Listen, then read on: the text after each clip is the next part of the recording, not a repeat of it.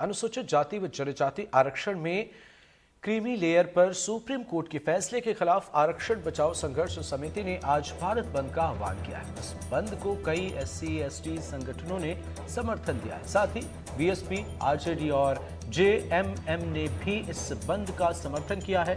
दलित संगठनों ने आज लोगों के लिए एडवाइजरी जारी करके अपील की है कि मेडिकल सेवाओं, पुलिस और फायर सेवाओं को छोड़कर सुबह 6 बजे से रात के 8 बजे तक सब कुछ बंद रखा जाए। बिहार के जहानाबाद में आज सुबह बंद समर्थकों ने उल्टा मोड़ के समीप पटना गया मुख्य सड़क मार्ग नेशनल हाईवे 83 को जाम कर दिया। छत्तीसगढ़ के दंतेवाड़ा में भी सभी दुकानें बंद हैं। साथ ही परिवहन सेवा भी बंद रहेगी और निजी स्कूल में भी छुट्टी का ऐलान किया गया है।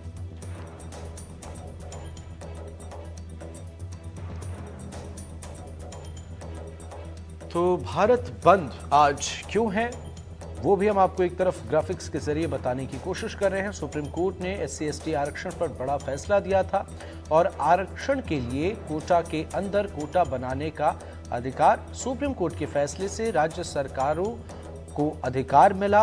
SC/ST आरक्षण में क्रीमी लेयर बनाने की अनुमति दी गई। जिन्हें वास्तव में जरूरत, उन्हें आरक्षण में प्राथमिकता मिले, सुप्रीम कोर्ट ने कहा। इधर सभी जिलों के SP और कलेक्टर को निर्देश जारी किया गया है। पुलिस कमिश्नर को भी निर्देश जारी किए गए हैं। कानून व्यवस्था सुनिश्चित करने के लिए निर्देश दिए गए हैं। मध्य प्रदेश के गृह विभाग ने यह निर्देश जारी किया है। अहम खबर आपको बता रहे हैं, कानून व्यवस्था को लेकर मध्य प्रदेश के गृह विभाग ने निर्देश जारी किया है। DM और SP को भारत बंद को लेकर मध्य प्रदेश पुलिस अलर्ट है, सावधानी बरती जा रही है ताकि कोई मुश्किल ना आए। उधर इस मामले पर संगठनों ने भी अपील की है कि जो स्वास्थ्य सेवाओं की बात हो या फायर सेफ्टी की बात हो, वहां पर कोई मुश्किल ना आए, इसका ख्याल रखा जाए। विरोध अपनी जगह पर, कोई ऐसी तस्वीर सामने ना आए जिससे मुश्किलें सामने आए। तो ऐसे में, और दूसरी तरफ प्रशासन की बात करें तो प्रशासन भी सतर्क है।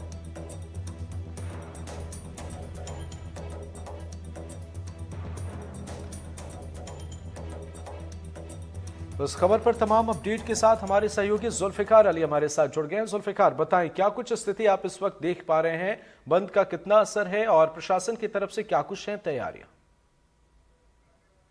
बंद का असर कितना होगा, इसके लिए थोड़ा सा इंतजार करना होगा, क्योंकि राजधानी रायपुर समेत पूरे अगर छत्तीसगढ़ की हम बात करें तो जो व्यापारिक प्रतिष्ठान है वो 10 बजे के बाद ही खुलते हैं।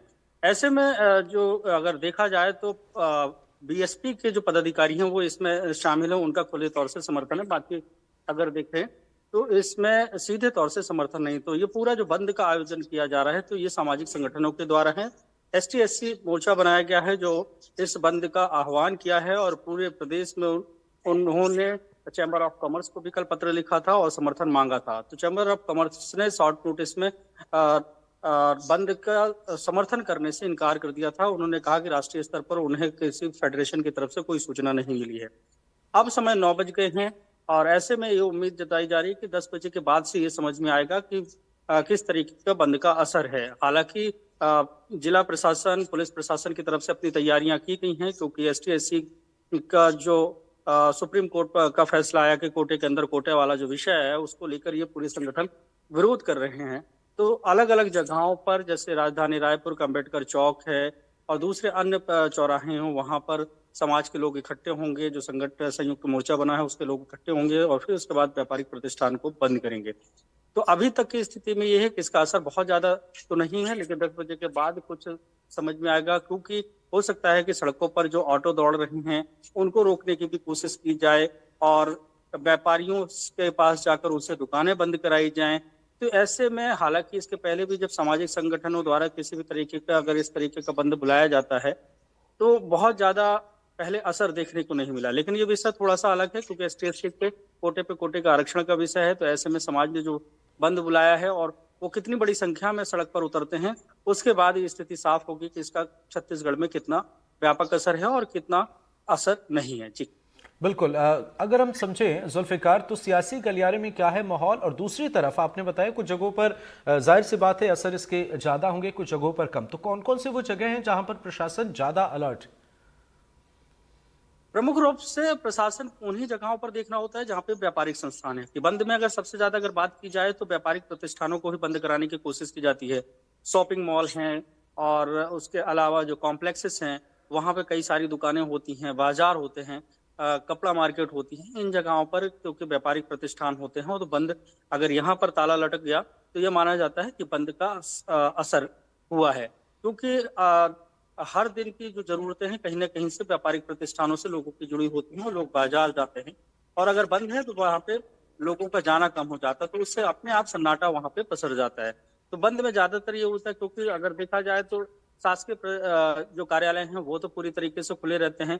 अब यहाँ पे अस्पताल और पेट्रोल पंप और इमरजेंसी सेवाओं को वैसे भी बंद में से बाहर रख दिया जाता है। तो दूसरा जो सबसे बड़ा विषय बचता है वो यही होता है कि जो व्यापारिक प्रतिष्ठान है, निजी संस्थान है, उन संस्थानों को अपने समर्थन में लिया जाए और उन पर कितना असर पड़ता है वो देखने वाली बात होती है। तो पुलिस प्रशासन ने अपनी तैयारी की है। चौक चौराहों पर पुलिस बल तैनात करने के निर्देश दिए गए हैं। इसके साथ ही जो व्यापारिक प्रतिष्ठान है उसके आसपास भी पुलिस बल तैनात रहे, ताकि किसी भी तरीके की अप्रिय घटना ना हो। क्योंकि ये भी हो सकता है कि ST SC संयुक्त मोर्चा का आह्वान है, यहाँ पर अगर बड़ी संख्या में युवा पहुंच जाते हैं, दुकानों को बंद कराने की बात कहेंगे, चैम्बर ऑफ कॉमर्स ने समर्थन दिया नहीं है। ऐसे में अगर बंद नहीं होता है, दुकानें बंद नहीं होती तो वहां पे झड़प होने की भी जी। संभावना बनी रहती है। सड़कों पर अगर देखें तो ऑटो का संचालन होता है, दूसरे वाहन को अगर रोका जाता है तो इस तरीके की कोई दिक्कतें ना हो, जबरदस्ती किसी भी को परेशान ना किया जाए, इसको लेकर सुरक्षा बल तैनात किए जाते हैं। तो पुलिस को निर्देश दिए गए हैं कि वो एहतियात बरतें और जहां जहां पर उनकी ड्यूटी लगाई गई है वो वहां पे तैनात रहें। जी। बिल्कुल। और पब्लिक के बीच रिएक्शन कैसा है, लोग कितना एक्सेप्ट कर रहे हैं या क्या चीज़ें हैं, इस पर भी आएंगे आपके पास। हमारे सहयोगी आकाश भोपाल से जुड़ गए हमारे साथ। आकाश, आप बताएं, क्या कुछ राजधानी में माहौल है बंद को लेकर, सियासी गलियारे में इस मामले को लेकर? देखिए, राजधानी में अगर फिलहाल की बात करें तो फिलहाल बंद जैसा कुछ नहीं दिखाई दे रहा है। हालांकि जो स्थिति छत्तीसगढ़ में है कमोबेश वही हालात है, क्योंकि अभी थोड़ा इंतजार करना होगा बाजारों के खुलने का और तभी बंद का खासतौर पर असर दिखाई देगा। हालांकि अभी तक भोपाल में बंद के आह्वान की बहुत बड़े स्तर पर सूचना भी नहीं है। देखिए, मध्य प्रदेश में बहुजन समाजवादी पार्टी और जयस, दो संगठनों ने बंद के आह्वान का समर्थन किया है और बहुजन समाजवादी पार्टी ग्वालियर चंबल अंचल और विंध्य अंचल के कुछ हिस्सों में अपना आधिपत्य रखती है, तो इन इलाकों में असर देखने को मिल सकता है।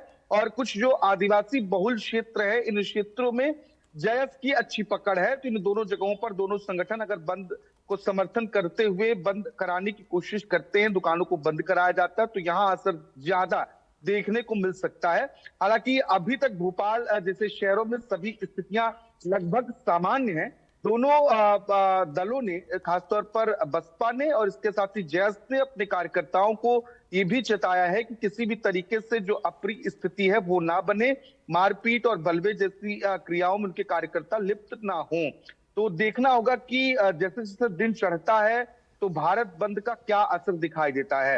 हालांकि मध्य प्रदेश पुलिस अपने स्तर पर अलर्ट पर है और गृह विभाग ने भोपाल इंदौर के पुलिस कमिश्नर के साथ ही सभी जिलों के पुलिस अधीक्षक और संभागायुक्तों के साथ साथ कलेक्टर्स को ये निर्देश जारी किए हैं कि बंद को देखते हुए कानून व्यवस्था जो उचित है उसे सुनिश्चित किया जाए और किसी भी तरीके की अप्रिय स्थिति ना बने, इसका विशेष तौर पर ध्यान रखा जाए। तो पुलिस अपने स्तर पर अलर्ट है और दिन चढ़ने के साथ साथ ही इस बंद का असर दिखना शुरू होगा। फिलहाल ये कह सकते हैं कि स्थितियां अभी सामान्य है और पहले की तरह लोगों की दिनचर्या चल रही है। दुकानें जो अब तक के समय के हिसाब से खुलती थी वो खुली भी हैं और संचालित भी हो रही हैं।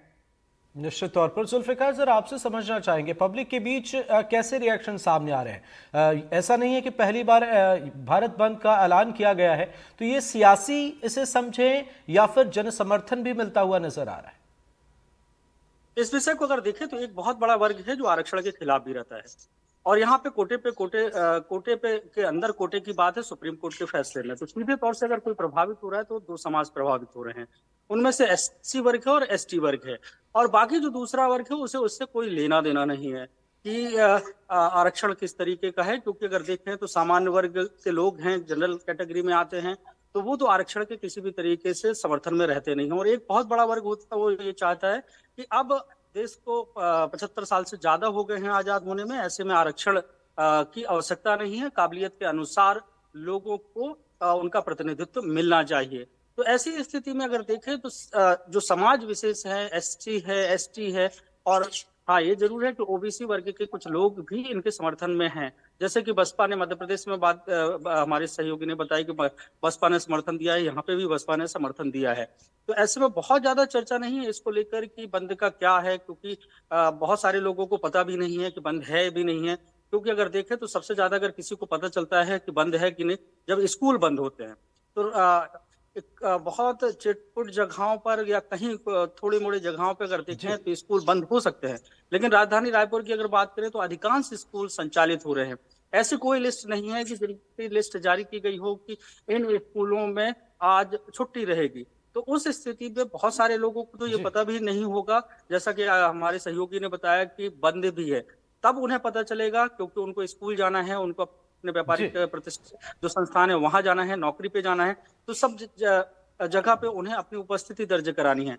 तो ऐसी स्थिति में हाँ ये जरूर है कि आने वाले वक्त में 1-2 घंटे बाद पता चलेगा कितना व्यापक असर है, लेकिन फिलहाल पूरी स्थितियां जो हैं वो सामान्य हैं। सुबह के वक्त जितनी दुकानें खुलती हैं, खासकर चाय की दुकानें, चाय की निश्चित तौर गुमटी पर है, अभी लगता है कि जैसे 1-2 घंटे में तस्वीरें और साफ हो जाएंगी। नजर बनाए रखें आप, आगे भी आपसे अपडेट लेंगे। जुल्फिकार बहुत बहुत शुक्रिया, आकाश आपका भी बहुत बहुत शुक्रिया।